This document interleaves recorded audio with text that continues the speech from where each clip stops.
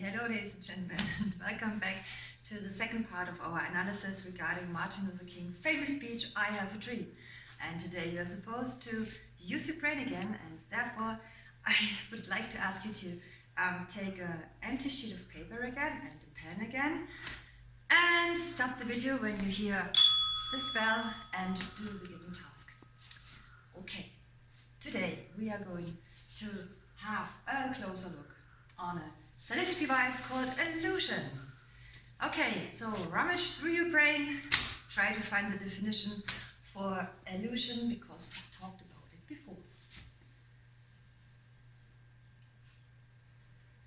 Okay, so an illusion is a brief and indirect reference to a person, a place, an event of historical, cultural, or political significance.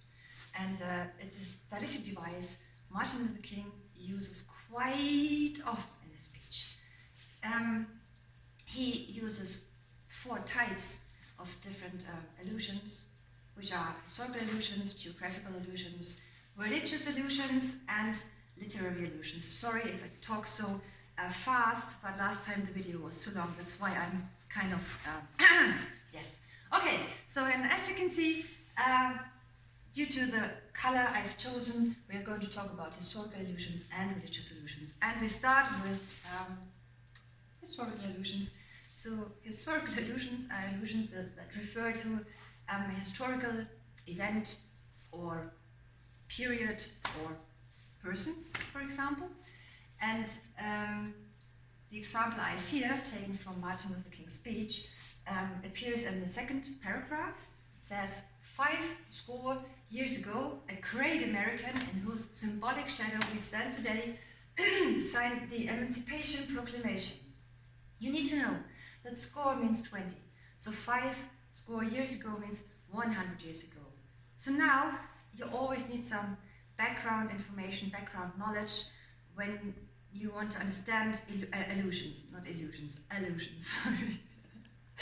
Yes, so Martin Luther King delivered his speech in 1963, and he is referring now to a point back in the past, 100 years ago, to 1863. And in this year, a great American signed the Emancipation Proclamation. What is the Emancipation Proclamation?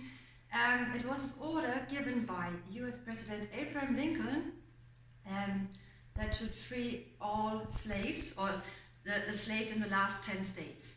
Because, you need to know, back then there was a civil war between the northern states, the Union, and the southern states, the Confederacy. And the northern states, they wanted to abolish, abschaffen, slavery, and the southern states, they wanted to keep slavery. So it was an order by Abraham Lincoln, a great American. And yeah, even though Martin Luther King never mentions his name, it was quite clear for the audience back then that he was referring to Abraham Lincoln. But we have a kind of double illusion here even, because it's also a reference to a speech delivered by Abraham Lincoln in 1863. And it's a Gettysburg Address, a speech he delivered, the most famous speech by Lincoln. And here is what it says. 47 years ago, la la la la la la la, and it says that, or he said that all men are created equal. And yeah, so maybe you see the similarity here, and that's why we can say he is alluding to this speech. Yeah, so he says, Martin Luther King, in this line, in whose symbolic shadow we stand today. So he doesn't only stand symbolically in the shadow of Abraham Lincoln that day, but also literally, because he delivered the speech just in front of the Lincoln Monument that day. My question here would be for you to answer. What effect does it create that Martin Luther King alludes to Abraham Lincoln? Stop the video and write down your ideas, please.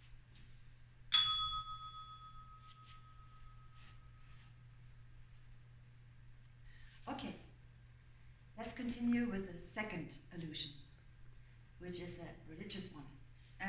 Religious allusions, of course, allusions that refer to religious person or religious text or a religious story. Okay, and I've chosen an example that you already know because last time we talked about enumeration. So this is example. And this is a reference to Isaiah, was a prophet. It's taken out of King James Bible, as you can see here. So if you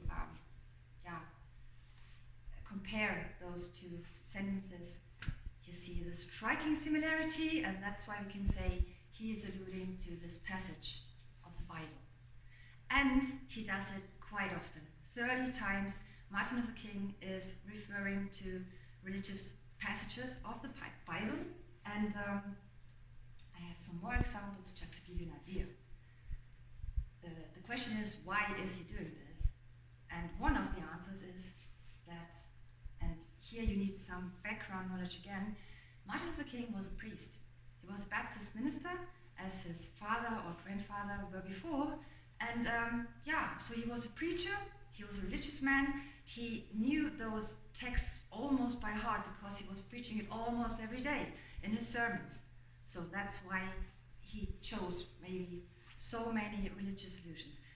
But that might not be the only reason, because there might be another purpose. And this is what you are going to think about now, please.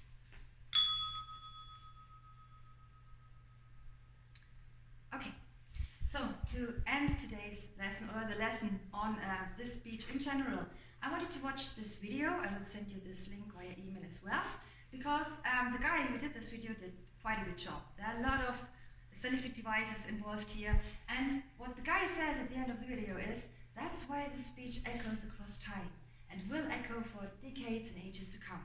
And I couldn't agree more. And maybe after watching this video, you will agree as well. Two more things, then we are done. Okay, I asked you if you want to have some extra work for the holidays, and you made it quite clear that you have no interest at all, which I understand, I'm fine with it, but I really would recommend to watch the video, the movie Selma. It was released in 2016, it's about Martin Luther King, his person, his life, and the civil rights movement, and this will be the topic after the holidays, so please, take your boyfriend, girlfriend, dog, cat, popcorn, and watch the movie. It's available online on Netflix, Amazon Prime, and if you have no chance whatsoever, ask me, I'll send you my DVD, okay? Watch the video, or not the video, the film, please. Thank you. And the last thing, I hope I'm still in, yeah, cool.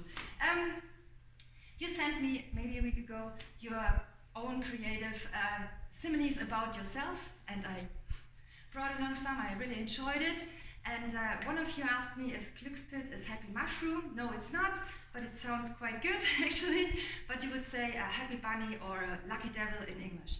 And the Gossamer poodle is not a doused poodle, I like this one as well, but you would say rather to look like a drowned rat. And yeah, this is what you sent in. I have neck like a turtle, my face in the morning is like a monster, my hair looks like also a cyclone, I feel as calm as a squirrel in hibernation, I look tired and dead like a zombie from The Walking Dead, today I look like a drowned rat, and after reading those similes about you, I thought, well, it's about time for holidays, and hopefully you will look better in 2 weeks' time after you had some rest. Yeah, so enjoy the time off, stay healthy, and yeah, see you soon. Bye.